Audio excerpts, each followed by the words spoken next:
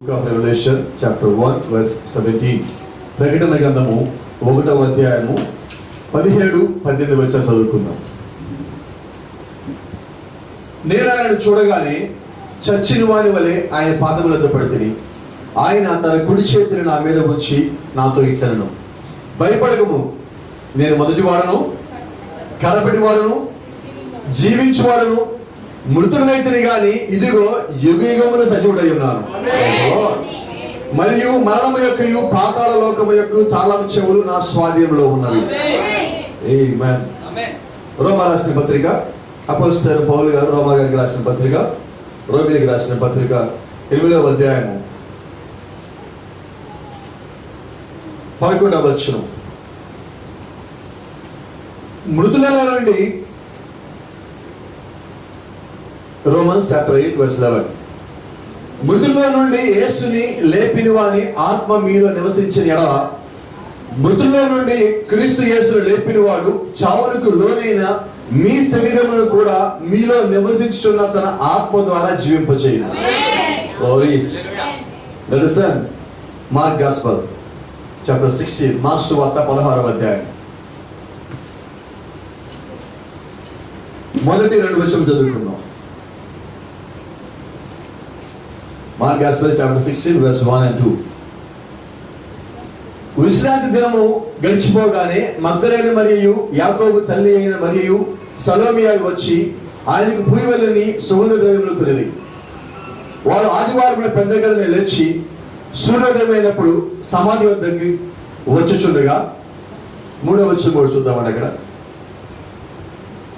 సూర్యోదయమైనప్పుడు సమాధి వద్దకు వచ్చుండగా సమాధి ద్వారం నుండి మన కొరకు ఆ రాయి ఎవడు పొర్లించునని ఒకరితో ఒకరు చెప్పుకొంచుండేది.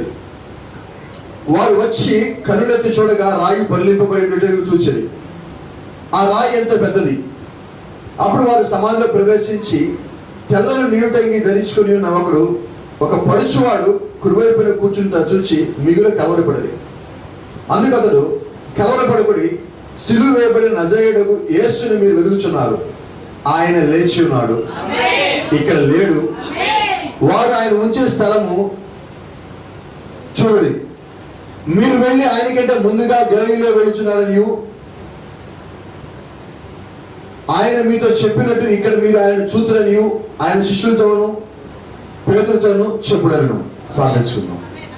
మహాపరిశుద్ధుడా, కృప కలిగిన తండ్రి, దయగల మా ప్రియ పరలోకపు దేవా, ఉదయకాలం తండ్రి, మరోసారి మీరు మాకు ఇచ్చిన వాక్యం బట్టి వందనాలు ప్రభువా. ఈ యొక్క వాక్యం నుంచి మాతో సూటిగా తేటగా స్పష్టంగా మాట్లాడి మీరే మహిమ ఘనత ప్రభావం పొందమని నజరేయుడైన యేసుక్రీస్తు నామములో ప్రార్థిస్తున్నాం. Amen. God bless you. Let's అందరం కూర్చున్నాం.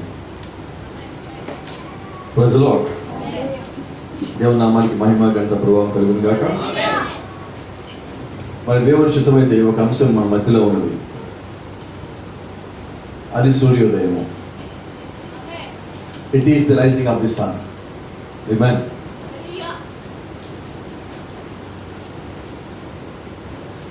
ప్రభు కృప మనతో పాటు ఉండబట్టి నిజంగా ఈ ఉదయకాలం మనం ఇక్కడ చేరుకుని ఉన్నాం.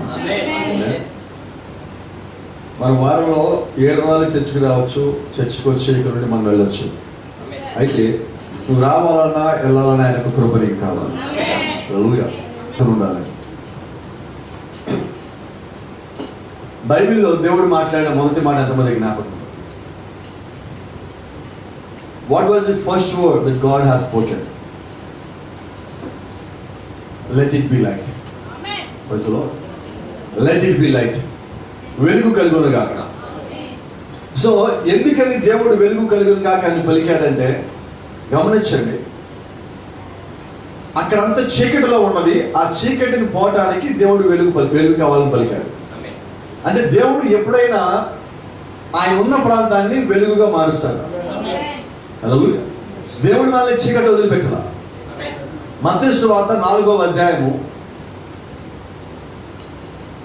12వ వచనం నుంచి 17వ వచనం మధ్యలో ఇలా ఉంటుంది, మరణ ఛాయలో కూర్చుండే వాని మీద గొప్ప వెలుగు ఉదయించును అని యేషయా ప్రవక్త మాట్లాడిన మాట ఇక్కడ నెరవేరిందంట.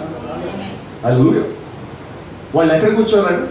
మరణ ఛాయ. ఛాయ అంటే నీడ, డార్క్నెస్. సో ఇప్పుడు దేవుడు ఎక్కడికి వచ్చాడంటే, ఎక్కడైతే చీకటిగా ఉన్నదో ఏదైతే చీకటి అయిపోయిందో దేవుడు మొట్టమొదటిగా అక్కడ రావడానికి ఇష్టపడతాడు. ఎందుకు దేవుడు వస్తాడంటే దేవుడు దేన్ని చీకటిలో ఉంచాలని ఇష్టపడలేదు. ఎందుకని ఇష్టపడలేదంటే భూమి మొట్టమొదటి ఎక్కడి నుంచి వచ్చింది? అగాధ జలములో, అగాధంలో జలముల చేత కప్పబడి శూన్యంలో ఆకారం లేకుండా చీకటిలో ఉండిపోయాడు. ఇప్పుడు అక్కడి నుంచి దేవుడు దాన్ని బయట తీసుకుని వస్తున్నాడు. ఎందుకని బయట తీసుకొస్తాడు తెలుసా? Thank you lord.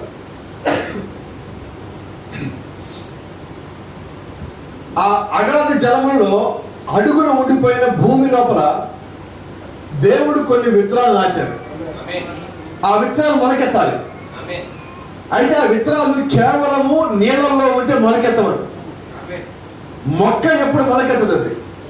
విత్తనము నాటిన తర్వాత, లేదంటే విత్తనాన్ని సమాధి చేసిన తర్వాత, విత్తనము నేలలో నాటిన తర్వాత, దాన్ని మట్టితో కప్పేసిన తర్వాత, దానికి మీరు నీళ్లు పోస్తున్నప్పుడు లోపల విత్తనం మొట్టమొదటిగా చనిపోవాలి. ఆ చనిపోయిన విత్తనము దాని ఆకారం మార్చుకొని, రూపు మార్చుకొని, రంగు మార్చుకొని మొక్కలా మనకు పైకి వస్తుంది. చాలాసార్లు మీకు చెప్పున్నాను. Have you ever seen wheat seed? మీరు ఎప్పుడైనా గోధుమ గింజలు చూసారా? ఏ రంగులో ఉంటుంది? అసలు ఆ రంగుకి పేరు వచ్చిందే దాన్ని బట్టి, గోధుమ రంగు, రైట్? అయితే వింత విషయం ఏంటంటే ఒక గోధుమ మొక్క ఏ రంగులో ఉంటుంది? ఆకుపచ్చగా ఉంటుంది, రైట్? గ్రీన్ కలర్ లో ఉంటుంది. అయితే నేను అడిగే ప్రశ్న ఏంటంటే గోధుమ రంగులో ఉన్న ఈ గింజలో నుంచి ఆకుపచ్చ రంగు ఉన్న మొక్క ఎక్కడి నుంచి వచ్చింది? మీరు ఈ గింజను తీసుకెళ్ళి ల్యాబ్ లో పెట్టండి. దాని ఏమంటారు, బోటనీ వాళ్ళు పరిశోధన చేస్తారు, మైక్రోస్కోప్. ఆ మైక్రోస్కోప్ కింద దాన్ని పెట్టినప్పుడు మీరు దానిలో ఏ రకంగా చూసినా కూడా లోపల జీవం కనబడదు. అది ఎండిపోయి ఉంటుంది. విత్తనం అంటేనే ఎండిపోయి ఉండేదని అర్థం, రైట్? మరి ఎండిపోయిన దాని లోపలికి జీవం ఎక్కడి నుంచి వచ్చింది? ఎండిపోయిన దాని లోపల నుంచి ఆకుపచ్చ రంగు ఉన్న మొక్క ఎక్కడి నుంచి వచ్చింది సార్? ఒకరోజు బ్రదర్ బెనామ్ ఒక ప్రశ్న అడిగాడు. ఆయన ఏలియా గురించి ప్రసంగం చేసిన తర్వాత ఒక డాక్టర్ గారు వచ్చి ఒక ప్రశ్న అడిగారు. సోదరు బెనామా, ఎందుకని సంఘస్థాల్లో కేకలు పెడతారన్నాడు. అయ్యా వాళ్ళకి దేవుడు అంటే ఇష్టం, అందుకని కేకలు పెడతారు. ఆ డాక్టర్ గారు కదా, మీ వాళ్ళకి ఏదైనా మందులు అయిపోయావా అన్నాడు. నేను వేస్తాను సార్ అన్నాడు. ఏ మెడిసిన్ వేస్తావు అన్నాడు. ఆయన ఎవరు తెలుసా? గాస్పెల్. గాస్పెల్. నేను వాళ్ళకి సువార్త కూడా వేస్తాను అన్నాడు ఆయన. Do you know what is mean by gospel? సువార్త అంటే ఏంటో తెలుసా? తెలుగులో చక్కగా రాశారండి. గాస్పెల్ అంటే ఏంటంటే గుడ్ న్యూస్. అందుకని తెలుగులో దాన్ని ఏమని రాశారంటే సువార్త రాశారు. సువార్త, సు అంటే మంచి అని, గుడ్ న్యూస్ అని. ఇప్పుడు నేనేమంటానంటే ఆయన దగ్గర ఉన్న ప్రజలకి ఏ మందు వేస్తున్నాడు ఆయన? Good news. ఏం గుడ్ న్యూస్ అది? ప్రజలు దాని దగ్గరికి వద్దాం. అయితే ఏలియా ప్రసంగం అయిపోయిన తర్వాత అక్కడ బ్రహ్మం ఏమని ప్రసంగం చేస్తున్నారంటే, ఏలియా అక్కడ 3.5 సంవత్సరములు కెరీతు వాళ్ళ దగ్గర ఉన్నప్పుడు పక్షులు ఇంటికి ఆహారం తెచ్చింది. ఏ పక్షులు అండి? ఇంగ్లీష్లో ఏమన్నా తెలుసా? రేవన్ ఉంటుంది. క్రోర్ ఉండదు అక్కడ, కాకి అని ఉండదు. అది కాకి, ఇది కాకి. అయితే ఇక్కడ రేవన్ అంటే ఏంటంటే అది పూర్తిగా నల్లగుంటుంది. దాన్ని మనం ఏమంటామంటే బ్రహ్మజముడి కాకి అంటాం దాన్ని. రకరకాల పేర్లు ఉన్నాయి, గొడవలు ఎందుకు లేక ఇప్పుడు దానికి ఆ పేరు పెట్టారు. అంటే పూర్తిగా నల్లగా ఉండేది అది. అదే ఆ కాకి. అది ఆ కాకులు భోజనం తెచ్చినాయి. అయితే బ్రహ్మం ప్రసంగం చేస్తామనంటే ఆ కాకి ఏం తెచ్చినాయి అంటే వండిన రొట్టె ముక్కలు, కాల్చిన చేప ముక్కలు తెచ్చినాడు. అప్పుడు డాక్టర్ గారు అన్నాడు, అయ్యా బ్రహ్మను ప్రసంగం చాలా బాగా చేస్తున్నావు, నీ ప్రసంగం చాలా బాగుంది, అయితే నువ్వు ఒక తప్పు మాట్లాడావన్నాడు. 3.5 సంవత్సరాల నుంచి వర్షం లేకపోతే ఎవరు పంట వేశారు, ఎవరు రొట్టెని కాల్చారు, ఎవరు రొట్టెని వండితే ఆ కాకులు తెచ్చినాయి, అసలు నీళ్ళే లేకపోతే చేపలు ఎక్కడి నుంచి వచ్చినాయి, నువ్వేమో కాల్చిన చేపలు తెచ్చారంటున్నావు, నాకు అనుమానంగా ఉంది, ఆ ప్రశ్న సమాధానం చెప్పుకున్నాడు. అదే ఒక మాట అన్నాడు. మనం అనుకోండి ఏదో బైబిల్ తీసి అక్కడ ఇక్కడ చెప్పడం ప్రయత్నం చేస్తాం. మరి ఆయన ఏమో ఎవరు? ప్రవక్త అన్నాడు. మరి ఆయన సమాధానం వేరుగా ఉంటుంది. అయ్యా చెప్పి నాకు అనుమానం లేదు, తిన్న ఏలియాకి అనుమానం లేదు, ఇలా నీకు ఎందుకు వచ్చిందన్నాడు. నువ్వు దేవుని యందు విశ్వాసం ఉంచిన కార్యం జరుగుతుంది. ఆ విశ్వాసం నువ్వు కలిగి ఉంటేనే జరుగుతుంది. ప్రజలు అప్పుడు నాకు ప్రశ్న అడిగాడు, చాలా బాగుంటుంది ఆ ప్రశ్న, చాలా ఇష్టమైన ప్రశ్న కూడా. నల్లని గేదె పచ్చని గడ్డి తిని తెల్లని పాలు ఎలాగిస్తుంది అన్నాడు. ఎంతమంది చెప్తారు సమాధానం? గడ్డి రంగులో ఉన్నది, గేదె రంగులో ఉన్నది, పాల రంగులో ఉన్నది. ఎలా వచ్చినాయా? సంఘంలోకి పరిశుద్ధాత్మ ఎలాగ వస్తాడో తెలియదు కానీ వస్తాడు. కాబట్టి ఇక్కడ ఏంటంటే నువ్వు విశ్వసించినప్పుడు దేవుడి యొక్క కార్యం అక్కడ జరుగుతుంది. దాన్ని నువ్వు నమ్మవలసి ఉన్నది. నువ్వు దాన్ని ఏ రీతిగా నమ్మావో ఆ రీతిగా దేవుడు అక్కడ కార్యం జరిగిస్తాడు.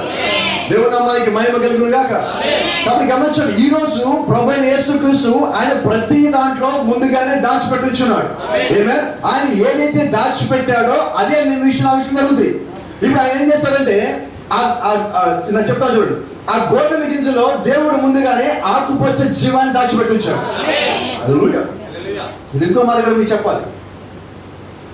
అబ్రహాము తన భార్య శారా చనిపోయినప్పుడు ఎక్కడ పాతి పెట్టాడు?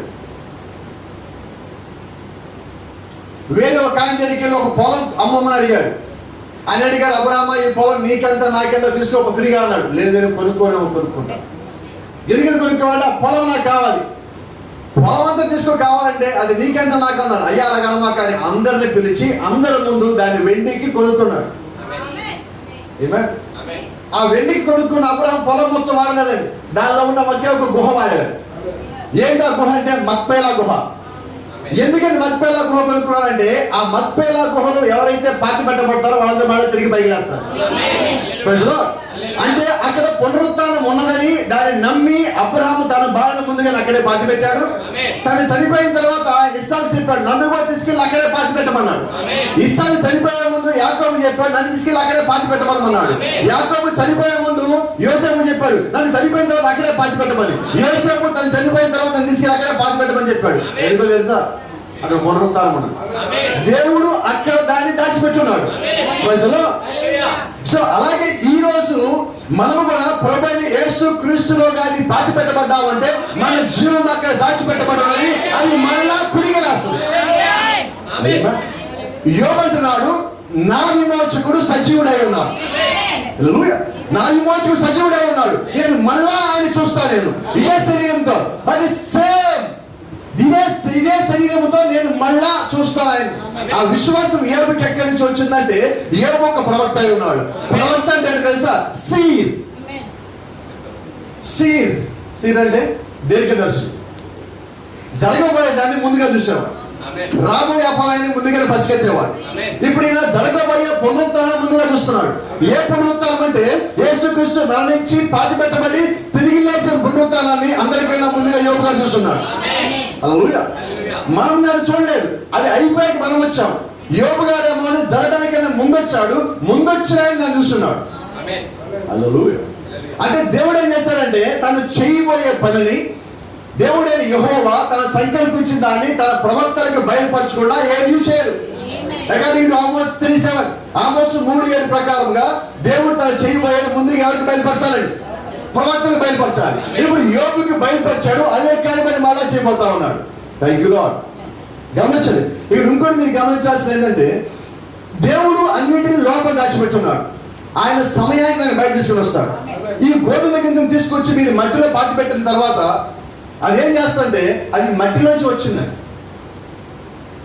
అయితే నేను ఈరోజు మాట్లాడేది ఏంటంటే అసలు మొట్టమొదటి గోధుమ గింజ ఎప్పుడు మొలకెత్తింది? దీని ప్రశ్న కూడా అడగాలి మనం. కోడి ముందా గుడ్డు ముందా? గుడ్డులా కూడా కోడి వస్తుందా? మరి గుడ్డు ముందా కోడి ముందా? ఎలా కోడి ముందంటే మీకు సమాధానం తెలుసు. దేవుడు పలికినప్పుడు ఏం పలికాడంటే చెప్పండి, ఆయా విత్తనములిచ్చు, ఆయా జాతి విత్తనములు చెట్లు మొలుచును గాక. విత్తనములు ఇచ్చే చెట్లు మొలకెత్తాలి. అయితే దేవుడే ముందుగా విత్తనాలు నాటి దాన్ని మొలకెత్తే విధంగా చేస్తున్నాడు. అదే దేవుడు ఏమంటే భూజంతువులు కలుగుడు గాక. ఈ భూజంతువుల్లో కోడి కూడా ఉన్నది. అయితే అది గుడ్డులోంచి కలగలేదండి, దేవుడు పలకబడిన మాటలోంచి కలిగింది. Spoken word of God. దేవుడి నోట్లోకి వచ్చిన మాట వల్ల అక్కడ కోరిక కలిగినది. హల్లెలూయా. కాబట్టి ఇప్పుడు దేవుడు ఏం చేస్తారంటే ముందే ఆలోచన మొత్తం ఆయన కలిగి ఆయన లోపల ఉన్న మాటలను ఆయన వ్యక్తపరిచాడు. రాయబడిన వాక్యం అంటే ఏంటో తెలుసా? వ్యక్తపరచబడిన దేవుడి యొక్క ఆలోచనలు. మరి ఈ రోజు మనం ఏం చదువుతున్నామంటే ఈ బైబిల్లో ఏం దాచిపెట్టబడి ఉందంటే దేవుడి యొక్క ఆలోచనలు. ఆ ఆలోచన నీ గురించి నా గురించి ఉన్నది. ఇప్పుడు దేవుడు భూమి అగాధ జన్మలో ఉండిపోయినప్పుడు దాని లోపల కొన్ని విత్తనాలు నాటున్నాడు. ఇప్పుడు ఈ విత్తనాలు మొలకెత్తాలంటే ఆ నీళ్ళలోంచి అది బయటికి రావాలి. అది వచ్చిన తర్వాత ఆరిపోవాలి. ఆరిపోవాలంటే ఏం కావాలంటే అక్కడ ఒక వెలుగు కావాలి. వెలుగు కావాలంటే అక్కడ సూర్యుడు కావాలి. ఇప్పుడు సూర్యుడు కావాలంటే దేవుడు చేతి పని సూర్యుడై ఉన్నాడు. ఈ గోధుమ గింజ నేలలో మీరు పాతి పెట్టిన తర్వాత దాన్ని మట్టితో కప్పేసిన తర్వాత దాని మీద సూర్యుడు యొక్క వేడి పడినప్పుడు ఆ వెలుగు పడినప్పుడు అది వేడిగా మారి ఆ వేడి అక్కడ నేల మొత్తాన్ని తాకిన తర్వాత ఆ వేడి క్రమక్రమంగా వెళ్ళి ఆ చచ్చిపోయి కుళ్ళిపోయి ఉన్న ఆ ఒక గింజను తాకినప్పుడు దానిలో నుంచి దాచిపెట్టబడిన జీవం బయటకు వస్తుంది. ఇప్పుడు ఇది గోధుమ గింజ చెట్టుగా మారాలంటే ముందేం జరగాలి? కుళ్ళిపోవాలి. ఫస్ట్ది పాతి పెట్టబడాలి, రెండోది కుళ్ళిపోవాలి, మూడోది జీవం పొందుకోవాలి. ఇప్పుడు యేసుక్రీస్తు వాళ్ళు ఏం చేస్తారంటే ఫస్ట్ తీసుకెళ్లి పాతి పెట్టున్నారు, 3 రోజుల లోపల దాచిపెట్టున్నారు. ఆ తర్వాత ఆయన తిరిగి మళ్ళీ పరిశుద్ధాత్మగా పైకి లేచున్నారు. అంటే ఇవన్నీ జరగాలని అలాగ మారాలంటే ఈ శరీరం మహిమపరచబడాలంటే దేవుడు ముందుగా ఈ కార్యములన్నీ జరిగించారు. ఇప్పుడు దేవుడు నీళ్ళలో దాచిపెట్టిన భూమిని పైకి తేవాలి. పైకి వచ్చిన తర్వాత దేవుడు వెలుగు కలుగును గాక పలగాలి. అయితే ఆ వెలుగు భూమి మీద ఏం తీసుకొస్తుందంటే భూమి మీద ఉన్న ప్రతి ఈ భూ సంబంధమైన ప్రతి దానికి అది జీవం తేవాలి. Thank you Lord. Praise the Lord. Amen. అలా చూడండి. The Spirit of God moved upon the water and said, let it be light. ఎందుకని దేవుడు ఈ మాటను పలికాడంటే భూమి మీద సూర్యుని యొక్క వెలుగు అనేకమైన వాటికి జీవము తీసుకురావాలి. అంటే ఇప్పుడు దేవుడు వెలుగు కలగమని పలికిన దేని కోసం? తెల్లగా ఉంటాను అంతేనా? కాదండి. There is a purpose behind it. దేవుడు చెప్పే ప్రతి మాట వెనకాల ఒక ఉద్దేశం దాచిపెట్టబడి ఉంటుంది. ఆ ఉద్దేశము ఒక మేలు కొరకై ఉంటుంది. ఇప్పుడు దేవుడు పలికిన మాట ఏంటంటే వెలుగు కలుగును గాక అన్నాడు. ఆ వెలుగు వల్ల ప్రయోజనం ఎవరికి? దేవుడికి ఎటువంటి ప్రయోజనం లేదండి. ఆ వెలుగు తీసుకురావడానికి ప్రయోజనమై ఉన్నది. ఆమేన్. అలాగే ప్రభువైన యేసుక్రీస్తు 3వ దినమున సమాధి నుంచి లేచినప్పుడు వెలుగు ఏదంటే ఆ పునరుత్థానము చెందడం వల్ల క్రీస్తుకి ఎటువంటి ప్రయోజనం లేదండి. ప్రయోజనం ఎవరికి? దాన్ని నమ్మి విశ్వసించిన వాళ్ళకి ప్రయోజనం ఉన్నది. మేము అలాగే లేస్తామని నమ్మకం వాళ్ళ లోపల తీసుకురావడానికి దేవుడే కార్యం చేస్తున్నాడు. హల్లెలూయా. ఇప్పుడు మక్పేలా గుహలో ఎందుకని వాళ్ళంతా దాచిపెట్టబడ్డారంటే అక్కడ ఉన్న వాళ్ళు తిరిగి లేస్తారని. ఈ దినం మనమందరం ప్రభువైన యేసుక్రీస్తులో ఆయన నామములో బాప్తిజం పొంది ఆయనలో సమాధి చేయబడ్డాం, ఆయనలో పాతి పెట్టబడ్డాము. మరి ఆయన సమాధిలో పాతి పెట్టబడి తిరిగి లేచినట్లయితే ఆయనలో ఉన్న వాళ్ళు కూడా తిరిగి రావాల్సి ఉన్నది. ఇది రోమపత్రిక ఆయన మాట్లాడుతూ అదేనండి. ఒకసారి చూద్దాం రోమపత్రిక చదివిన మాట. మృతుల్లో నుండి యేసుని లేపిన వాని ఆత్మ మీలో నివసించిన ఎడల మృతుల్లో నుండి క్రీస్తు యేసును లేపిన వాడు చావునికి లోనైన మీ శరీరమును కూడా మీలో నివసించున్న తన ఆత్మ ద్వారా జీవింపజేయండి. ఇప్పుడు మృతుల్లోంచి క్రీస్తుని లేపిన అదే ఆత్మ మనలో కూడా నివసిస్తున్నది. అది నిజమైతే ఆయన లేపిన అదే ఆత్మ మనలో కూడా పైకి లేపాలి. అది మీరు విశ్వసించిన ఎడల ఆ కార్యం జరుగుతుంది. Thank you lord. అక్కడ ఉన్న వెలుగు ఏం చేస్తుందంటే అది చీకటిని వెలుగుగా మార్చింది. వెలుగుగా మార్చి ఈ సృష్టి మొత్తానికి సంతోషాన్ని ఇచ్చింది. గమనించండి, చీకటిలో నువ్వు దేనికి సంతోషించాలి? కనిపిస్తుందా? నిన్ను కూడా నువ్వు చూసుకోలేదు చీకటిలో. వింటే చెప్పరా, నీ చెయ్యి కూడా నీకు కనపడదు. మరి వెలుగులో ఉన్నప్పుడు ఎందుకని దేవుడు వెలుగుని పెట్టాడు? ప్రతిదాన్ని చూసినప్పుడు నీకు ఒక జ్ఞాపకం రావాలి. ఈ సృష్టిలో ఉన్న ప్రతి దానికన్నా కూడా దేవుడిని అందంగా తయారు చేస్తున్నాడు. ప్రతి దానికన్నా కూడా అది నీ జ్ఞాపకం రావాలి. అన్నిటికన్నా కూడా దేవుడు నిన్ను ఎంతో విలువైన దానిగా చేస్తున్నాడు. Praise the Lord. ఆమేన్. అయితే గమనించండి, దేవుడు ఎప్పుడైతే ఆ 4వ దినమున సూర్యుడు చంద్రుడు సృష్టించాడో, ఆ తర్వాత సూర్యోదయం అయినప్పుడు అది భూమి మీదకి వెలుగు తీసుకొని వచ్చింది. అయితే వింతైన విషయం ఏంటంటే, it was not nothing that sunrise like the sunrise on the Easter morning. అయితే ఆ రోజు సూర్యుడు దేవుడు సృష్టించినప్పుడు, ఆ తర్వాత సూర్యుడు ఇచ్చిన వెలుగుకి ఈ ఆదివారమున సూర్యుడు ఉదయించినప్పుడు వచ్చిన వెలుగుకి తేడా ఉన్నది. ఆ రోజు సూర్యుడు భూమి మీదకి వచ్చినప్పుడు ఆయన ఒక సువార్త తీసుకుని వచ్చాడు ప్రవక్త. గమనించండి, this sunrise brought a news that he is risen. ఈ రోజు సూర్యుడు ఉదయించున్నాడు. అయితే ఈ ఉదయించిన సూర్యుడు ఏం తీసుకొచ్చాడంటే మనకు ఒక సువార్త తెచ్చాడు. ఏంటయ్యా సువార్త అంటే, ఆయన పైకి లేచున్నాడు.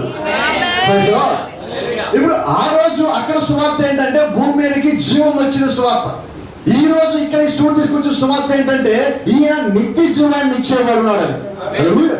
గమనించండి, అప్పటికిప్పటికి తేడా ఏంటంటే అక్కడ ఒక వర్తమానం ఉన్నది, అక్కడ ఒక సువార్త ఉన్నది ఆది కాండంలో, ఇక్కడ కూడా మనకు ఒక సువార్త ఉన్నది. అయితే ఇక్కడ సువార్త ఏంటంటే ఇది మనుషులకు సంబంధించిన దేవుడు, అదేమో భూమి మీద ఉన్న సృష్టి మొత్తానికి ఆ సువార్త ఉన్నది. అయితే మన సూర్యుడు నీతి సూర్యుడు అయి ఉన్నాడు.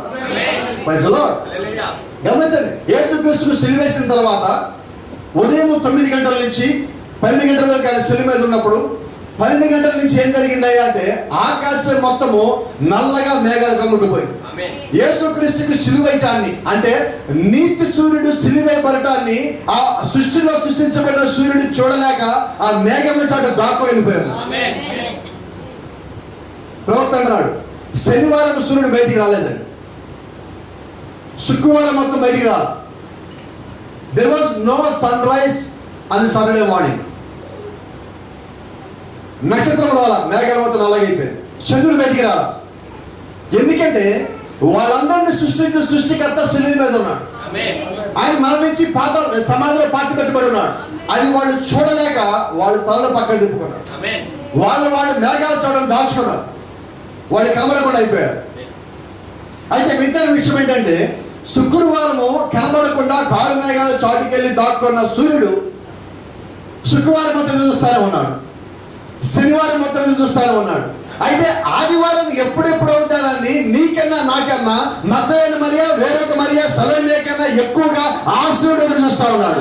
ఎందుకంటే ఆ రోజు ఈయనతో పాటు ఇంకొక సూర్యుడు ఉదయిస్తున్నాడు. అందుకని కాల ప్రవర్తించినాడు, ఆ ఆదివారమున పునరుత్థాన దినమున ఇద్దరు సూర్యుడు ఉదయించాలంటున్నాడు. ఒకరేమో భూమికి వెలిగించే ఆయన, ఒకరేమో సర్వ సృష్టికి వెలిగించే ఒక ఆయన, ఒకరేమో భూమి మీద జీవం తెచ్చే ఆయన, రెండోదేమో నిత్య జీవాన్ని ఇచ్చే ఆయన. There was a dual sunrise on the day. Amen. Hallelujah. దేవుని నామానికి మహిమ కలుగును గాక. Amen. Let me tell you, not only sun rising, not only S-U-N sun rising, but also it was the rising of the sun, S-O-N. Praise the Lord. S-U-N sun అంటే సూర్యోదయం, S-O-N sun అంటే కుమారుడు తిరిగి ఉదయించుతున్నాడు. ఆ రోజు ఏంటంటే సూర్యుడు ఉదయించాడు, కుమారుడు ఉదయించాడు. అందుకని ఈ రోజు మనం ఏమంటామో తెలుసా? ఇంగ్లీష్ లో ఈ రోజు ఏమంటాం? సండే. ఇది SUNDAY కాదండి, అది SUNDAY ఎప్పటి వరకు అంటే ఈస్టర్ కన్నా ముందు వరకు దాని పేరు SUNDAY. ఈస్టర్ దినమున ఆ ఆదివారమున యేసుక్రీస్తు సమాధిని బద్దలు కొట్టిన తర్వాత, ఆయన ఈస్టర్ బద్దలు కొట్టిన తర్వాత, ఆ సమాధి రాయి పొల్లించబడిన తర్వాత, దేవుడు లోపల నుంచి బయటకు వచ్చిన తర్వాత ఆ దినము పునరుత్థాన దినముగా మారిపోయింది. ఆ దినము ఏ దినముగా మారిందంటే కుమారుడు దినముగా మారిపోయింది. It is not SUNDAY but it become SYNDAY. అది ఆదివారం కింద మారింది. The first day of the Sabbath. ఇది వారంలో మొదటి రోజు. అందుకే అంటారు కదా, నేనే మొదటి వాడు, నేనే కడపటి వాడు. హల్లెలూయా. దేవుని నామానికి మహిమ కలుగును గాక. గమనించండి, ఇదిగో నేను మృతుడైతే కానీ యుగ యుగములు సజీవుడినై ఉన్నా. ఇప్పుడు నా దగ్గర ఏముంది ఆయన అంటారు, ఇదిగో నా దగ్గర ఇప్పుడు నేను కలిగి ఉన్నాను తెలుసా? నేను చనిపోవడాన్ని బట్టి, పాతి పెట్టడాన్ని బట్టి, తిరిగి లేపడాన్ని బట్టి ఈ రోజు నేను కలిగి ఉన్నది ఏంటంటే పాతాళ లోకం యొక్క ద్వారములు ఆ తాళం చెవులను కలిగి ఉన్నాను. ఇప్పుడు నేను భూమి మీదను పాతాళం మీద పరలోకంలోను అధికారం కలిగి ఉన్నాను. ఇప్పుడు యేసుక్రీస్తు ఎందుకని పాతి పెట్టబడ్డాడు, ఎందుకని మరణించాడు, ఎందుకని సమాధిలో ఉన్నాడు, ఎందుకని అక్కడి నుంచి పాతాళం తలను లాక్కొని వచ్చారంటే అధికారం పొందుకుంటారు. ఏ అధికారం పొందుకోవాలంటే ఇక్కడ కాదండి, పాదాలలో లాక్ అధికారం పొందుకున్నాడు. భూమి మీదకి వచ్చి మరణించి భూమి అధికారం పొందుకున్నాడు. తిరిగి లేచి ఆయన ఏ అధికారం పొందుకున్నాడంటే గొర్రె పిల్ల జీవగంధం పట్టుకొని ఏడు మీద తెరవడానికి, ఆయన గుడితో గంగ ఇప్పడానికి ఆయన అధికారం పొందుకున్నాడు. హల్లెలూయా, ఆమేన్. కాబట్టి గమనించండి, ఈరోజు ఆదివారం మన సంఘంలో కూర్చున్నప్పుడు నిజమైన క్రైస్తవుడు ప్రభు యేసుక్రీస్తు నామములో బాప్తిజం పొందిన తర్వాత నీ మీద పడే వెలుగు భూ సంబంధమైన సూర్యుడు యొక్క వెలుగు కాదు, కానీ ఆత్మ సంబంధమైన నీతి సూర్యుడు యొక్క వెలుగు అయి ఉన్నాడు. So you are so special to Jesus Christ. కాబట్టి నేనేమై ఉన్నామంటే యేసుక్రీస్తుకి ఎంతో ప్రత్యేకించబడిన వాడు అయి ఉన్నాం. Hallelujah. Let me tell you what happened on the Easter day morning. ఆ ఈస్టర్ పునరుత్థాన దినమున ఉదయంలో ఏం జరిగింది? ముద్రలన్నీ బద్దలవుతున్నాయి. Praise the Lord. ఇంతకు ఏ ముద్ర బద్దలైంది? Easter seal. The Easter seal on the sunrise was broken. The secret of life after death was revealed. Thank you lord. ఆ ఈస్టర్ దినమున ఉదయకాలం ఏం జరిగింది అంటే అంతవరకు మర్మయుక్తంగా ఉన్న ఒక రహస్యం బద్దలైంది. ఏంటి రహస్యం అంటే మరణించిన వాళ్ళు మొత్తం ఎక్కడికి వెళ్తారు, వాళ్ళు తిరిగి లేస్తారా లేవరా అనే ఒక రహస్యము అనేక సంవత్సరం నుంచి అలాగే ఉండిపోయాడు. అది ఒక మర్మమే ఉన్నది. అయితే మర్మాలన్నీ విప్పేవాడు చెప్పేవాడు ఒకడే. ఈ కాల ప్రభుత్వ ప్రభుత్వం ఒక మాట వచ్చాడు, అయ్యా ముద్రలను విప్పలేదు అంటాడు. నాకెంత శక్తి లేదు ముద్రలను విప్పలా. ముద్రలు విప్పిన వాడు ప్రభు యేసుక్రీస్తు. ముద్రలు బద్దలు కొట్టేది ఆయనే, ముద్రలు రాయించేది ఆయనే, ముద్ర ఏమనేది ఆయనే, ఇప్పేది ఆయనే, మనకి చెప్పేది ఆయనే, మనకి అర్థమయ్యేట్టుగా చేసేది కూడా ఆయనే. కాబట్టి గమనించండి, ఇప్పుడు ఈస్టర్ సీల్, ఆ ఈస్టర్ ముద్ర, ఆ సమాధికి వాడు రాయి పల్లించిన తర్వాత ఏం చేశారు తెలుసా? దానికి ముద్ర వేశారు, ముద్రించారు. యేసుక్రీస్తు సిలువేయబడిన తర్వాత ఆ సమాధి మీద లేకపోతే ఆ శిలువ పైన ఒక 4 అక్షరాల పదం ఉంటుంది. ఎంతమంది జ్ఞాపకం? INRI అంటే ఎంతమంది తెలుసు? ఏదో ఉంది భాష కదా, అన్ని తెలుసుకోవాలి. నేను ఈసెస్ నజరేరియస్ రెక్స్ ఎడేరియా. Praise the Lord. అది అక్కడున్న భాషలో రాయబడింది. యూదులు రాజు నజరేతు వాడు యేసు అని చెప్పి అక్కడ దాని పైన రాస్తున్నారు. ఆయన్ని ఎగతాళి చేయడం దాన్ని పెట్టారు. అయితే ఆ మాట రాయించి పెట్టింది ఎవరో తెలుసా? పిలాతు. ఎందుకంటే పిలాతుకి ఒక అనుమానం ఉన్నది. యూదుల రాజు నువ్వే అడిగినప్పుడు ఆయన అవును నువ్వు అన్నట్టే అన్నాడు. అవునన్నాడా కాదన్నాడు? నేను ఎప్పుడో మాట్లాడా, యేసుక్రీస్తుని మీరు ఎగతాళి చేస్తానని ప్రశ్నిస్తే ఆయన సమాధానం కూడా అలాగే ఉంటుంది. ఆయన శోధించాల సమాధానం అడిగేవా, ఆయన ఇంకా శోధనకరంగా సమాధానం చెప్తాడు. ప్రభా నాకు ఏమి తెలియదు, ఆయన మొత్తం నేను చెప్తాను. ఆయన దగ్గర మర్మం మొత్తం అది. పిలాతు అడిగాడు, యూదుల రాజు నువ్వేనా అన్నాడు. చెప్పాడు ఈయన నువ్వు అన్నట్టే. అవును అనుకోవాలా కాదనుకోవాలి? శిలోమ కొన్నిటి దగ్గర పుట్టుకతో గుడ్డువాడైన వాడు శిలోమ కొన్నిట్లో మునిగి కళ్ళు పొందుకున్న తర్వాత వాడిని వెలివేశారన్న తర్వాత యేసు ఎత్తుక్కుండా వాడి దగ్గరికి వెళ్ళి నువ్వు దేవుడి కుమారుడు విశ్వాసం ఉంచుతున్నావు అని అడిగాడు. అప్పుడు వాడు అన్నాడు, అయ్యా అసలు దేవుడి కుమారుడు విశ్వాసం ఆయన ఎవరు అన్నాడు. నీతో మాట్లాడేవాడు ఆయనే అన్నాడు. పిలాతు అడిగాడు, కైపు అడిగాడు, ప్రధాన యాజకులు అడిగారు, చాలా మంది అడిగారు, ఎవరికి ఆయన చెప్పలేదు. కానీ అయ్యా నాకు అసలు ఏమి తెలియదు అనగానే ఆయన నేనే చెప్పుకున్నాడు. ఆయన అది యేసుక్రీస్తు అంటే. నీ వాక్యం తెలిసినప్పుడు నువ్వు ఎలా ఉండాలి? నాకు ఏమీ తెలియనట్టుగానే ఉండాలి. నాకే మొత్తం తెలిసినట్టుగా ఉన్నావా, సమస్య అక్కడ బదులవుతుంది. అది గమనించండి. ఇప్పుడు యేసుక్రీస్తు వచ్చిన దేనికంటే ఈ రహస్యాలు మొత్తాన్ని బద్దలు చేయడానికి ఆయన వచ్చున్నాడు. Thank you lord. దేవుని నామానికి మహిమ కలుగును గాక. చనిపోయిన తర్వాత మనిషి ఎక్కడికి వెళ్తాడు? The real seal had been broken and one who once lived as we live died as we will die. మనము ఇప్పుడు గమనించండి, ఒక వ్యక్తి మరణించాడంటే మనం ఆయన లోపల ఉంటే మనం మరణిస్తాం. ఒక వ్యక్తి జీవించాడంటే మనం కూడా జీవిస్తాం. అయితే ఈ ఉదయకాలం చదువుతాడు, what a morning it is. ఈ ఉదయకాలం ఎటువంటి మార్నింగ్ అంటే the Ryzen from the dead. Was raised from the dead. అయితే ఆయన ఏం చేశారంటే జీవించి మరణించి పాతి పెట్టబడి తిరిగి లేచున్నాడు. అన్నీ ఆయన ఒక్కలో జరిగిపోయినాయి. అందుకనే ఆయన వారం రోజుల ముందు, తిరిగి లేవడానికి వారం రోజుల ముందు, లేకపోతే సిలువ పట్టడానికి ఒక వారం రోజుల ముందు దేవుడు మాట్లాడుతూ ఒక మాట మాట్లాడుతున్నాడు. ప్రభు యేసుక్రీస్తు మాట్లాడుతూ ఒక మాట అంటున్నాడు. ఆయన మార్తతో మాట్లాడుతుంది, అయ్యా నువ్వు ఇక్కడ ఉంటే నా తమ్ముడు మరణించేవాడు కాదు. యేసుక్రీస్తు వచ్చి అలా మాట్లాడాడు. అవునమ్మా సరే అని. మళ్ళీ కొద్ది ముందుకు వెళ్ళాక, అయ్యా నిజంగా నువ్వు ఇక్కడ ఉంటే నా తమ్ముడు మరణించేవాడు కాదు. కొద్ది ముందుకు వెళ్ళాక మళ్ళా అంటుందామా, అయ్యా నిజంగా నువ్వు ఇక్కడ ఉంటే నా తమ్ముడు మరణించేవాడు. యేసుక్రీస్తు ఇసిగిపోయి వెనక్కి తిరిగి, మాత పునరుత్థానమును జీవమును నేనే, నువ్వు ఎరుగువా. మరి ఇప్పుడు ఈయన పునరుత్థానమై ఉన్నాడు. ఆమేన్. ఆయన జీవము కూడా ఇచ్చేవాడై ఉన్నాడు. ఈ రెండు ఒక్కలో నిలబెడతా ఉన్నాయి. The secret was made known that he was both resurrection and life. ఆ సీక్రెట్ అప్పటిదాకా మర్మయుక్తంగా ఉంచబడిన ఒక రహస్యము బయలుపరచబడింది. ఆయన జీవమై ఉన్నాడు, ఆయన పునరుత్థానమై ఉన్నాడు. ఈ రోజు మనమేమై ఉన్నామంటే, మనము కూడా ప్రభువైన యేసుక్రీస్తులో కానీ పాతి పెట్టబడినట్లయితే, ఆయన లేచినట్లయితే మనము కూడా ఆయన పైకి లేచిన వాళ్ళమై ఉన్నాం. లేస్తాడు కాదండి, లేచిన వాళ్ళమై ఉన్నాం. ఆ శరీరాన్ని దేవుడు పైకి లేపున్నాడు. నువ్వు ఆ శరీరంలో ఉన్నట్లయితే నీవు కూడా పైకి లేచిన వాళ్ళలోనే ఒకటిగా ఉన్నావు. ఆమేన్. Thank you Lord. యేసుక్రీస్తు తిరిగి లేచిన ఈ ఉదయకాలం ప్రపంచం మొత్తం అది తెలుసు. తెలియని వరకు ఉన్నదా? ఆయన హెబిలియర్స్ పత్రిక 9:16 అంటున్నాడు. ఆయన మరణశాస్త్రం రాసిన వాడు మరణిస్తే తప్ప ఆ శాస్త్రం చదవదు. యేసుక్రీస్తు ఏమని రాస్తున్నాడు అంటే, మరణశాస్త్రము నేను భూమి మీదకి కిందకి వెళ్తాను, మరణిస్తాను, పాతి పెట్టబడతాను, మళ్ళీ తిరిగి లేస్తాను. ఆయన మొత్తం రాస్తాను. ఇప్పుడు రాసిన ఆయన ఏం చేయాలి? ఆయన జీవించి ఉండగా కిందకి వచ్చాక అది చల్లదు. అది చల్లకపోతే మనకి హక్కులు రావు. ఇది మన దగ్గర ఈ పుస్తకం ఏంటో తెలుసా? ఇది వీలునామా. ఈ వీలునామా అనేది ఎప్పుడు చల్లుతుంది? వీలునామా రాసిన వ్యక్తి చనిపోతే కానీ వీలునామా చల్లదు. ఇప్పుడు చనిపోవాలి. ఈ వీలునామా సక్రమంగా జరుగుతుందో లేదో మళ్ళీ చూడాలంటే చనిపోయిననే మళ్ళీ తిరిగి లేవాలి. కాబట్టి ఇప్పుడు ప్రభువైన యేసుక్రీస్తు నీ కొరకు నా కొరకు ఈ వీలునామా రాశాడు.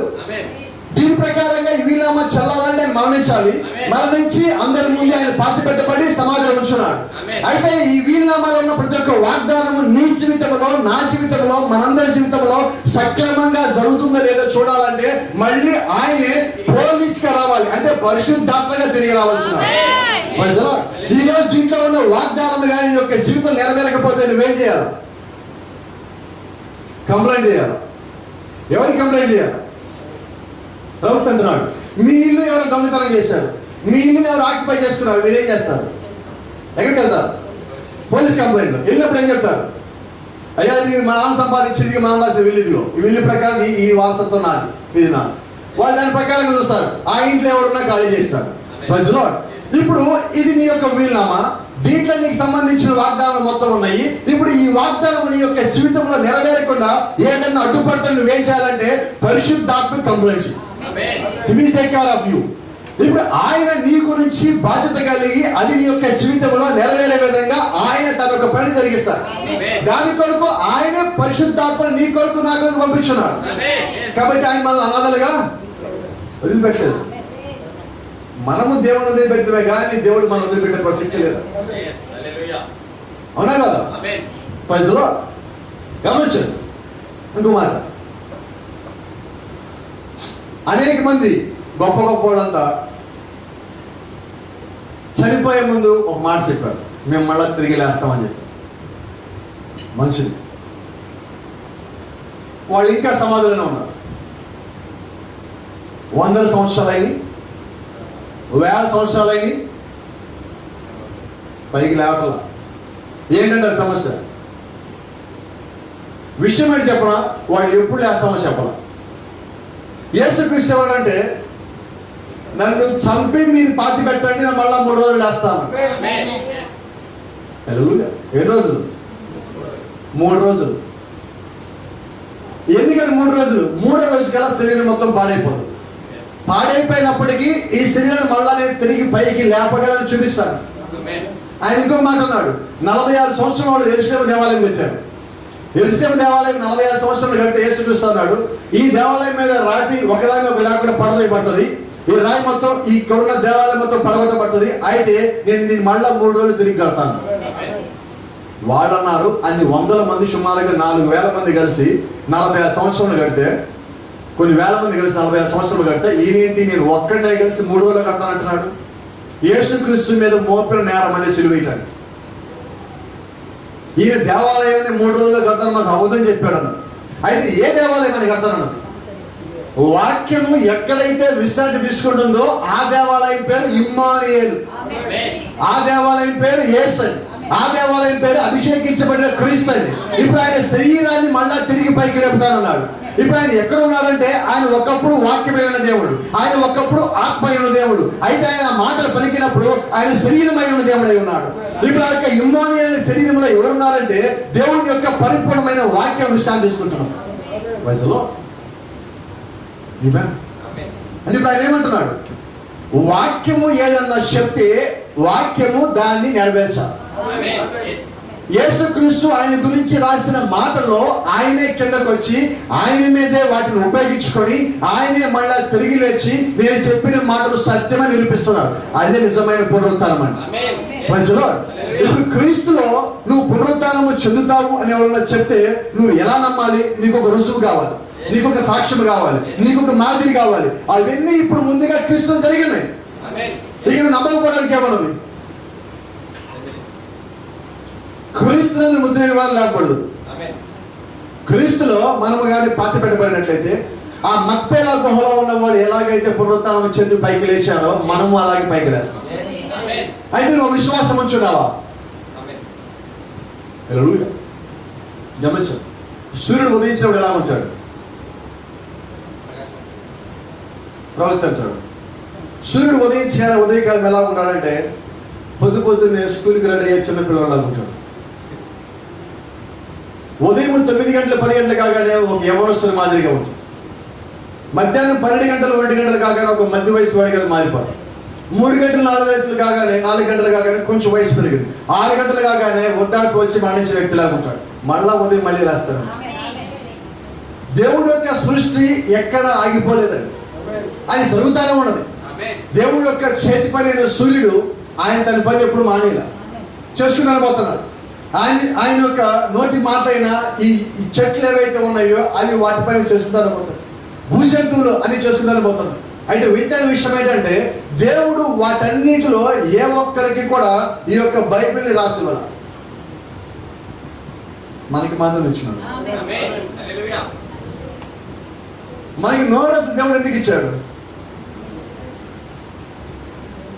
మనం 2 సార్లు నోరు తెరుస్తాం.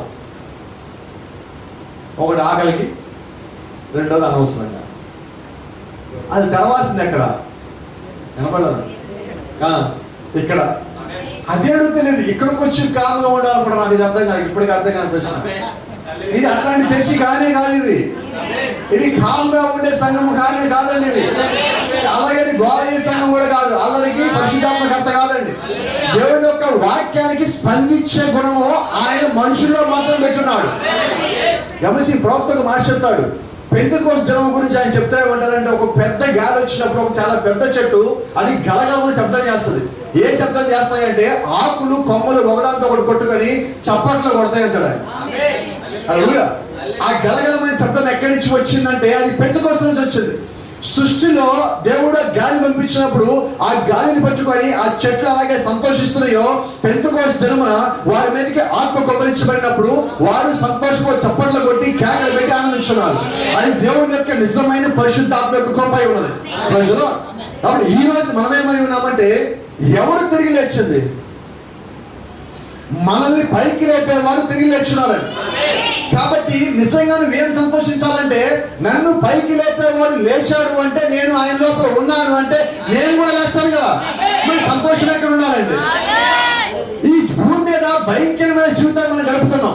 ఈ భూమికి రాజు ఎవరంటే సాతాను. వాడు వాయుమండల అధిపతి. ఈ భూమికి రాజై ఉన్నాడు. యేసుక్రీస్తుని కొండ మీద తీసుకెళ్లి ఎత్తైన శిఖరం మీద కూర్చోబెట్టి నీవు నా పాదములకి నమస్కారం చేస్తే ఈ భూమి అంతా నీకు ఇస్తానన్నాడు.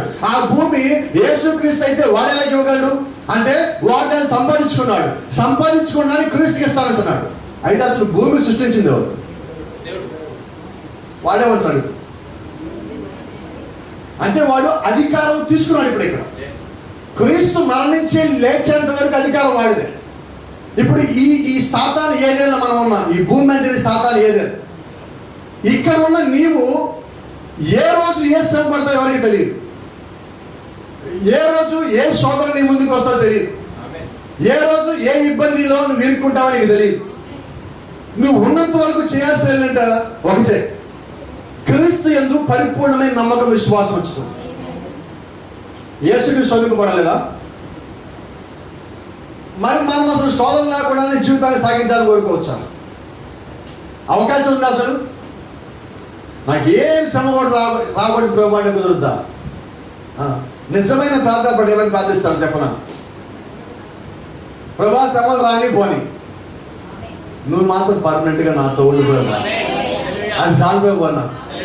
అవి వస్తుంటే పోతుంటాయి, చుట్టాలు పలకరిస్తా ఉంటే పోతా ఉంటాయి. నువ్వు నా ఊపిరి ప్రభు. అది వచ్చాక అది పోయేదే లేదు. అది పోతే నేను కూడా పోవాలంతే. నేను పోయానంటే నాతో పాటు ఉన్నావు అంటే ఖచ్చితంగా పైకి లేచేది. కాబట్టి పునరుత్థానము జీవము నీవై ఉండగా నా నాసికారంధ్రం వల్ల జీవవాయువుడు వాడు నీవై ఉన్నావు. ఇక్కడ ఉన్న ప్రతి ఒక్కరి నాసికారంధ్రంలో జీవవాయువులు ఊది దేవుడు మనం ప్రత్యేకంగా ఏర్పాటు చేసుకున్నాడు. ఏదో భూమి మీద మనుషులు కలుగులు కాకలేదు ఆయన. లెట్ ఇట్ బి లైట్, వెలుగు కలుగును గాక, భూజంతువులు కలుగును గాక, ఆకాశ పక్షులు కలుగును గాక, సముద్రం జలచరములు కలుగును గాక, నదులు కలుగును గాక, సముద్రం కలుగును గాక అన్న పలికిన దేవుడు మనుషులు కలుగును గాక అనలేదు. మనల్ని ప్రేమించి ఆయన యొక్క చేతి బంధం మనం తయారు చేసుకున్నాడు ప్రజలో. కాబట్టి దేవుడికి మనం ఎంతో శ్రేష్ఠమై ఉన్నాం. ఎంత శ్రేష్ఠం అంటే ఎవరికి ఇవ్వని వాక్యాన్ని, ఎవరికి చెప్పని మర్మాన్ని దేవుడు మనకి చెప్పి మనకి బయలుపరుచుకున్నాడు ప్రజలో. కాబట్టి ఈరోజు జీవం కలిగిన దేవుడు మనకి వాక్యాన్ని ఇచ్చున్నాడు. ఈ వాక్యంలో ఆయన చెప్పిన ప్రతి మాట నెరవేర్చే దేవుడు అయి ఉన్నాడు. పునరుత్థానమున నేను లేస్తాను అని చెప్పాడు ఆయన, పైకి లేచున్నాడు. అనేక మంది మేము లేస్తాము అన్నారు, వాళ్ళు లేవట్లా. ఏం చేద్దాం? ప్రతిరోజు కొంతమంది సమాధి దగ్గరికి వస్తుంటారు, కొడతారు. ఉన్నావా, లేస్తావా? వాళ్ళు లేవట్లా, మాట్లాడుతున్నారు. మీ దగ్గరికైనా వస్తాను అని చెప్పారు అనుకోండి, అవతల మిమ్మల్ని ఏమడుగుతారు? ఎప్పుడు వస్తావు? వస్తాను అంటే ఏమంటారు మీరు? ఎప్పటికప్పుడు వస్తాలే. ఎలా ఉన్నది? ఇక్కడ ఏమన్నాడు? నన్ను బాధ్య పెంచండి, 3 రోజులు మళ్ళీ వస్తాను. 3 days రోజులో. ఆయన ఇంకొకటి కూడా చెప్పున్నాడు, థ్యాంక్ యూ లార్డ్. ఆయన అంటున్నాడు, యోనా ఎలాగైతే తిమ్మిగల గర్భంలో 3 రాత్రి మొదలు ఉన్నాడు, నేను కూడా అలా ఉంటాను. చాలా మందికి అర్థం కాదు, ప్రత్యేకించి కొంతమందికి అర్థం కాదు. ఒక ప్రశ్న అడుగుతాను, నేను సమాధానం చెప్తాను. ఒకటే ప్రశ్న, చిన్నది. నాకు ఎక్కువ జ్ఞానం ఉండదు, కొద్దిగానే ఉంటుంది. మా ఇంట్లో అనేవాడు అందరూ తెలివి లేని వాడు, తెలివి తక్కువ వాడు అనిపించేవాడు చిన్నప్పుడు అందరూ. ఇప్పుడు కూడా అదే అనుకుంటున్నాను నేను.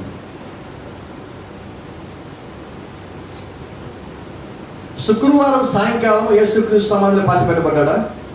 మరి ఆదివారం ఉదయానికల్లా 3 రాత్రులు 3 పగలు ఎలాగలి సార్? యేసుక్రీస్తు సమాధిలో చెప్పాడు. ఎలాగైంది? శుక్రవారం రాత్రి లెక్కేయండి, శనివారం రాత్రి 3 రాత్రులు అవ్వాలి. అంటే ఏమవ్వాలి? ఆదివారం కలపాలా? మండే ఎప్పుడు లేవాలి? ఇప్పుడు మండే లేవాలి, కానీ సండే దేవుడే. అందుకని కొంతమంది ఏం చేస్తారంటే, ఎస్పెషల్ ప్రత్యేకించి 7th డే అని ఒక సంఘం ఉంది, 7th డే అడ్వెంటిస్ట్ చర్చ్ అని చెప్పి ఒక సంఘం ఉంది. వాళ్ళు ఏం చేస్తారంటే, యేసుక్రీస్తు చెప్పి లెక్క వాళ్ళకి అర్థం కాక యేసుక్రీస్తు సిలువ ఒక రోజు ముందుకు చెప్పారు. వాళ్ళు గురువారం సిలువ వేశారు. ఎందుకని? 72 గంటలు లెక్క కావాలి వాళ్ళకి. యేసుక్రీస్తు ఎక్కడా కూడా 72 గంటలు సమాధిలో ఉంటానని చెప్పాల. వాళ్ళకి అర్థం కానిది, వాళ్ళకి తెలియదు ఏంటంటే బైబిల్లో ఒక మర్మం దాగున్నది. Thank you lord. ఒకసారి చూద్దాం. ఆదికాండం 1వ అధ్యాయం 5వ వచనం, కొంచెం త్వరగా చదవండి నాతో పాటు. ఆదికాండం 1వ అధ్యాయం 5వ వచనం. దేవుడు వెలుగునకు పగలనియు చీకటికి రాత్రనియు పేరు పెట్టెను. అస్తమయమును ఉదయమును కలుగుగా 8వ వచనం. దేవుడు ఆ విశాలమునకు ఆకాశం అని పేరు పెట్టెను. చదవండి. 13వ వచనం.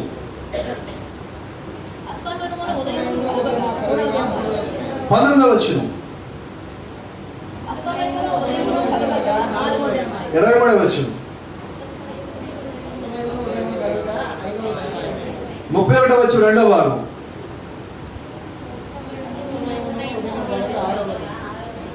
బైబిల్ లేదని ఒకసారి రాస్తే నమ్మాలి. అక్కడ 6 సార్లు రాయబడి ఉంది. ఏమని రాశాడు? అంటే ఇప్పుడు లెక్క నీ లెక్క నా లెక్క కాదు, బైబిల్ లెక్క నువ్వు ఫాలో అవ్వాలి. సంవత్సరానికి ఎన్ని రోజులు? గట్టిగా చెప్పండి, కరెక్ట్గా చెప్పడు. నా అమ్మా ఇటు నుంచి కొంచెం సమాధానం వచ్చింది. చెప్పండి. 366 5 365 పావు రోజులు. ఈ 4 పావుల్ని కలిపి 4 ఏళ్ళకి ఒకసారి కలిపి దాని పేరు లీప్ అని చెప్పి ఆ సంవత్సరం 366 రోజులు పెడతారు. అయితే బైబిల్ లెక్క ప్రకారం ఏంటంటే 11వ అధ్యాయం ప్రకటన గ్రంథంలో ఒక మాట ఉన్నది. నేను 2 శిష్యులు పంపిస్తాను ఆ సంబంధ సాక్షుల్ని. వాళ్ళు గోలి పట్ట కట్టుకొని 1260 దినములు ప్రవచిస్తారు. లేకపోతే 3.5 సంవత్సరములు. 3.5 సంవత్సరములు 1260 దినములు అంటే 36 నెలలు. 36 3 నెలలు 42 కాదు, 42 నెలలు. వాళ్ళు 42 నెలలు ప్రవచించురు. 3.5 సంవత్సరాలు అన్నాడు ఆయన, 42 నెలలు అన్నాడు ఆయన, 1260 దినములు అన్నాడు. 1260 లేకపోతే 1260 divided by 30 is equal to 42. నాకు 10th లో 36 వచ్చినాయి మ్యాథ్స్లో మార్కులు. 1260 by 40 ఎంత అండి? 30 42 అంటే ఖచ్చితంగా నెలకి ఎన్ని రోజులు వచ్చినాయి? 30 డేస్. మనకు పోయిన నెల ఎన్ని వచ్చినాయి? ఈ నెల ఎన్ని వస్తాయి? వచ్చే నెల ఎన్ని వస్తాయి? అంతకుముందు నెల ఎన్ని వచ్చినాయి? 28. అందుకే వేడి పెడతాం కదా ఇక్కడ. ఇదేంటిది? జనవరి, ఫిబ్రవరి, మార్చ్, ఏప్రిల్, మే, జూన్, జూలై. ఒక నెల తగ్గిన దగ్గర లెక్క బండ గుర్తు మనకి. ఇది మారదుగా, గ్యారంటీ. అయితే గమనించండి, మరి బైబిల్ అలా లేదే. అంటే ఈ క్యాలెండర్ బైబిల్ క్యాలెండర్ కాదు. ఈ బైబిల్ మొత్తము ప్రవక్త అంటాడు యూదుల కాలమానము బైబిల్కి గడియారం అన్నాడు. అది యూదుల లెక్క ప్రకారం బైబిల్ రాయబడింది. వాళ్ళ కాలం ప్రకారంగా నెలకి 30 రోజులే. కాబట్టి నువ్వు బైబిల్లోంచి ఏం తీసుకోవాలన్నా నువ్వు యూదుల ప్రమాణికంగా తీసుకోవాలి. నన్ను తీసుకోవడానికి వెళ్ళలేదు. ఇదంతా నువ్వు చెప్పారు భాష కదా. చెప్తున్నది ఏంటి, చెప్పేది ఏంటి? మంచిదండి. యూదులే అన్నింటికి ప్రమాణం నీకు మొట్టమొదటిగా తెలిసింది. రెండోది, మనకి రోజు ఎన్ని గంటలకు ప్రారంభించబడుతుంది? ఉదయం 6ంటికా, 5ంటికా, 2 గంటలకా? ఏదో టైం చెప్పండి. 12 గంటలకి. రోజు ఎప్పుడు అయిపోతుంది? రైట్. యూదుల లెక్క ప్రకారం రోజు ఎప్పుడు ప్రారంభించబడుతుంది అంటే సాయంకాలం 6 గంటలకి. ఈ రోజు మనం ఆదివారం అంటున్నాం కదా. వాళ్ళకి ఆదివారం ఎప్పుడు ప్రారంభించబడింది అంటే నిన్న సాయంత్రం 6 గంటలకి. ఆదివారం ఎప్పుడు అయిపోద్ది? వాళ్ళకి సోమవారం ఎప్పుడు బిగిన్ అవుతుంది? సాయంకాలం 6 గంటలకి. ఇప్పుడు లెక్క వచ్చిందా? అప్పటికి యేసుక్రీస్తు మాట్లాడినాడు అందరికీ అర్థం అవ్వాలని. కానీ కొంతమందికి అర్థం కాదు. ప్రత్యేకించి అవంతులే వాడికి. యోన ఎలాగూ తిమింగిలి గర్భంలో 3 రాత్రులు బాగుడు నేను అలా ఉంటాను. ఇప్పుడు నీకు యోన ఎలా ఉన్నాడు తెలిసేది నీకు అర్థమవుతుంది. ప్రజలు యోనాను ఎప్పుడు అరెస్ట్ చేశారు లేదా యోనాను ఎప్పుడు నీళ్ళలో పడేశారంటే సాయంకాలం.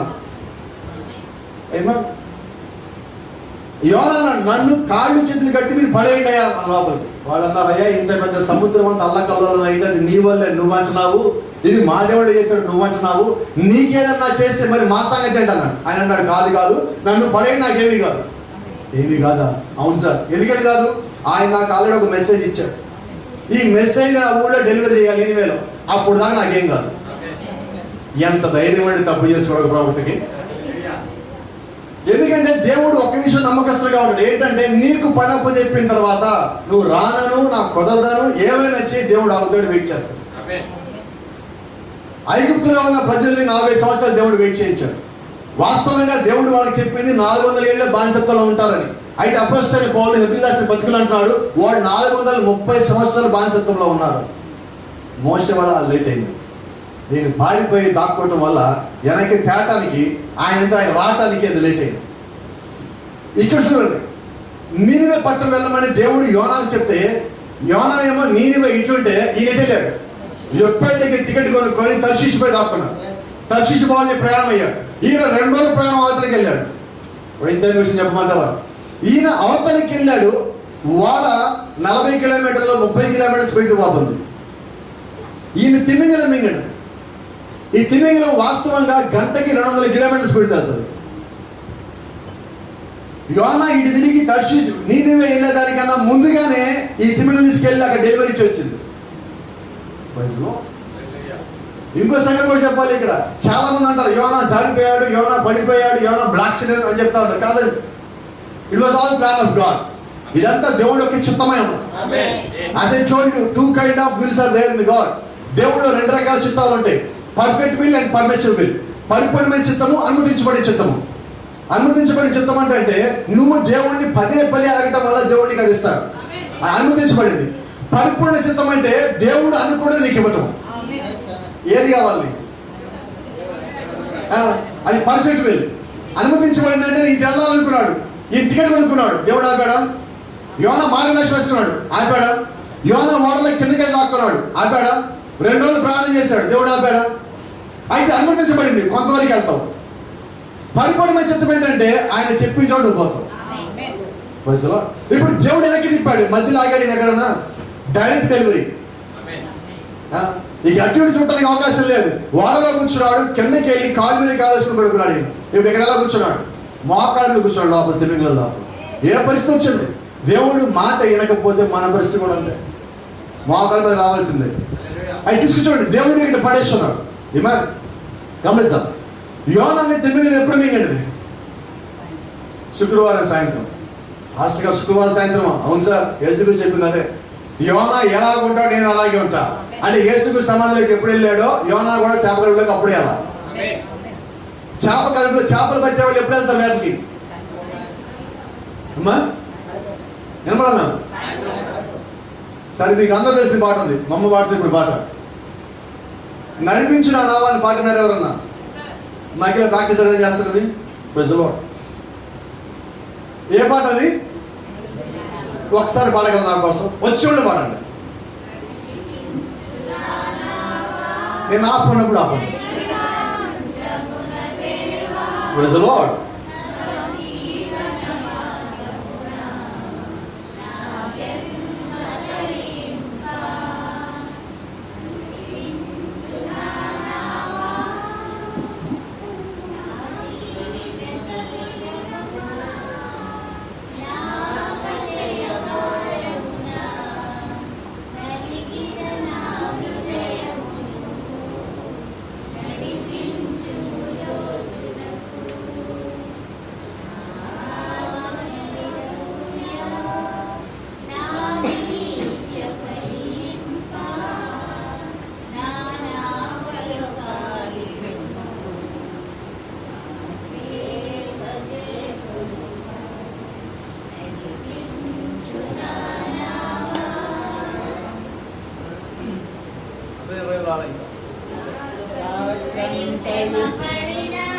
మళ్ళీ పాడాలి.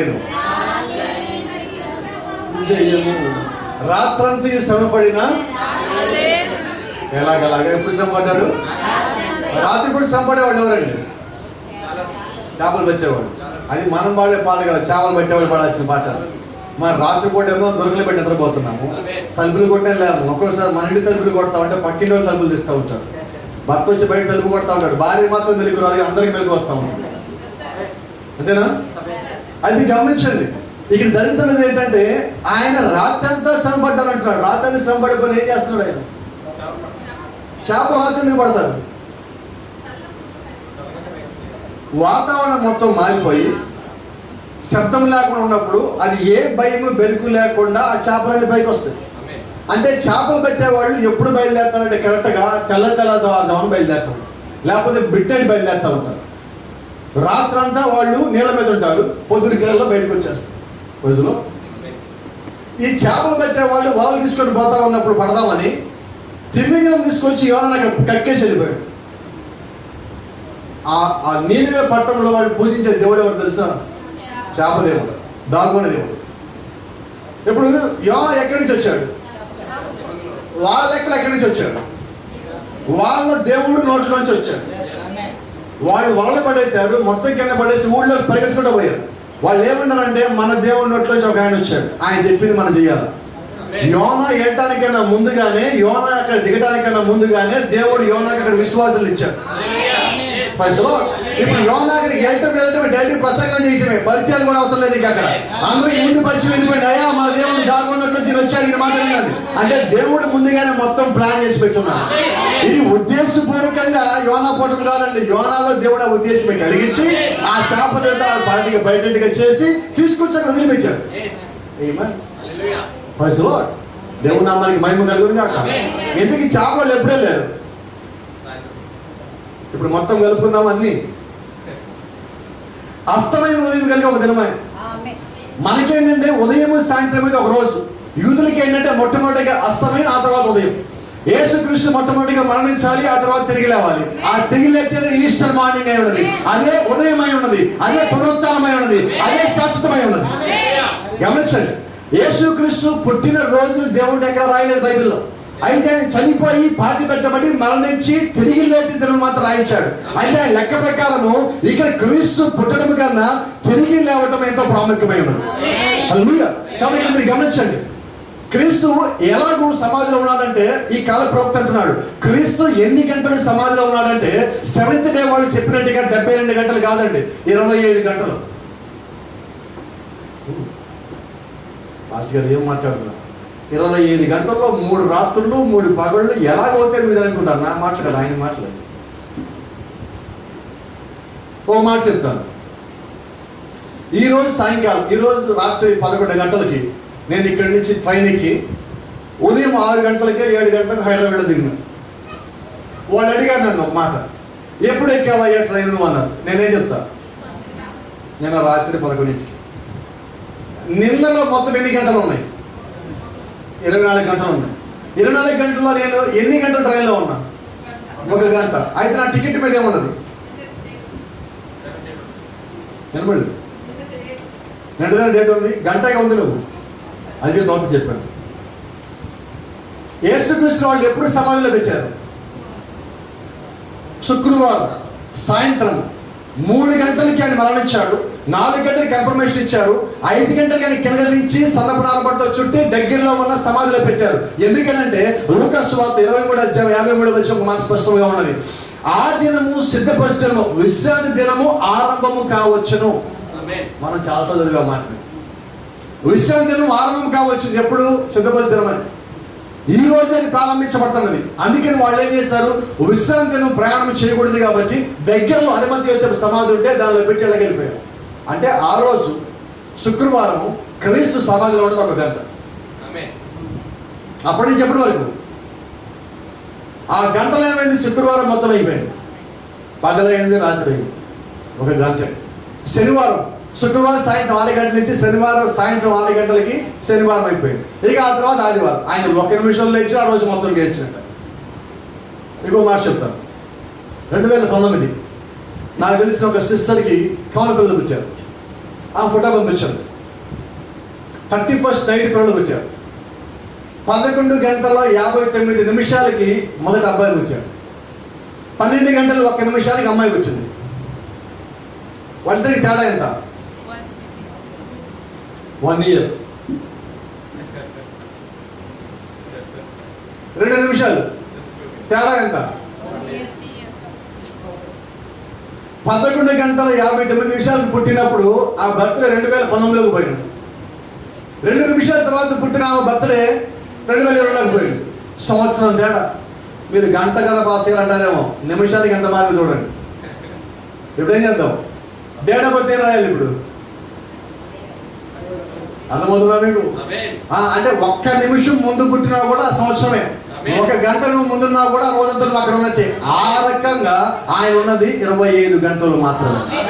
ఇక్కడ ఏముంటుందంటే ఆదివారం ఉదయం తెల్లవారుతుండగా మగ్దలేని మరియా వేరొక మరియా సలోమియా లేకపోతే ముగ్గురు కలిసి వెళ్తా ఉన్నప్పుడు వీళ్ళు వెళ్ళే సమయానికి రాయి పొరలించబడి ఉండరు, ఆ ముద్ర తొలగించబడి ఉండరు. వీళ్ళు వెళ్ళే సమయానికి తెల్లవారుతుంది, ఇంకా తెల్లవారలేదండి అంటే అప్పటికే క్రీస్తు లేచి ఉన్నాడు. ప్రవక్త అంటున్నాడు శనివారం సాయంకాలం 6 గంటల తర్వాత ఆయన ఎప్పుడైనా లేచి ఉండొచ్చు. ఎందుకంటే అపోస్తలుడు పౌలు అంటున్నాడు ఆయన 3వ దినమున లేచును. 3 రోజులు అయిపోయాక రావలేదండి, 3వ దినమున లేచును. దేవుని నామానికి మహిమ కలుగును గాక. అంటే ఆయన గురించి రాయబడిన ప్రతి ఒక్క లేఖనం ఆయన నెరవేర్చున్నాడు. లేస్తానని చెప్పాడు, లేపబడ్డాడు. ఇప్పుడు ఆయన లేపబడిన మాట నిజమైతే, ఆయన లేచింది నిజమైనట్లయితే ఆయనలో ఉన్న మనము లేస్తామన్న మాట కూడా సత్యమే ప్రజలు. కాబట్టి క్రీస్తులో మనం ఉన్నామంటే ఉన్నామని ధైర్యంగా ఉండాలి. ఎందుకంటే నువ్వు క్రీస్తులో ఉన్నట్లయితే ఆ తీర్పు నీకు లేదు. ఆ తీర్పు కొట్టేయబడింది, ఆ తీర్పు తీసేయబడింది. ఆ తీర్పు నీ తరపు నుంచి నా తరపు నుంచి ప్రభువైన యేసుక్రీస్తు తీసుకున్నాడు ప్రజలు. కాబట్టి ఇప్పుడు పునరుత్థానం చెందిన యేసులు ఎవరున్నారు? వినబడినా లేరు, నమ్మకంగా లేరు. ఉన్నామేమో అంతేనా? ఉన్నామో ఏమో లేవండి. క్రీస్తులు అసలు ఏమో లేవు, అన్ని కన్ఫర్మేషన్ గా ఉంటాయి అన్నమాట. క్రీస్తు లేపబడిన మనం నమ్మిన ఎడల, క్రీస్తు విశ్వాసం నుంచి క్రీస్తు మృతైన వారు ఆగాగా లేపబడుదురు అని అపోస్తలుడు పౌలు అంటున్నారు. ఆ మాట, ఆ విశ్వాసం నీలో నిరంతరము ఎప్పుడు ఒకే రీతిగా ఉండాలి. కాబట్టి ఈ రోజు ఇది మనకి మామూలు ఆదివారం కాదండి. మీరు మన క్యాలెండర్ చూసినట్లయితే మన క్యాలెండర్ లో ఎక్కడా కూడా SUNDAY అని ఉండదు, SON అని ఉంటుంది. మనం డిజైన్ చేసుకుంటున్నాం, దేవుడు మనకి ఇచ్చింది. ఎందుకంటే ఈ మెసేజ్ చదవడానికన్నా ముందుగా ఇది 2009లో ప్రసంగం చేయడం జరిగింది. అప్పుడు వర్తమానం తెలియక ముందుగానే SUN కాదు SON చెప్పడం జరిగింది. అసలు ఈ SON ఎక్కడి నుంచి వచ్చిందంటే ఇది ఫస్ట్ వచ్చింది SON.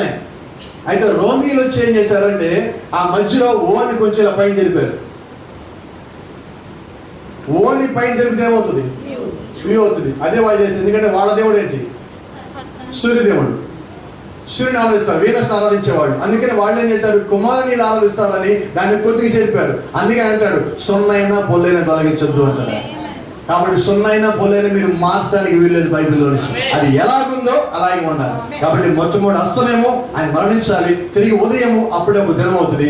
ఆ దినం ప్రభువైన యేసుక్రీస్తు ఒక రోజు లెక్క. కాబట్టి క్యాలెండర్ ఆ లెక్క ప్రకారం మనం ఫాలో అవ్వాల్సి ఉంది.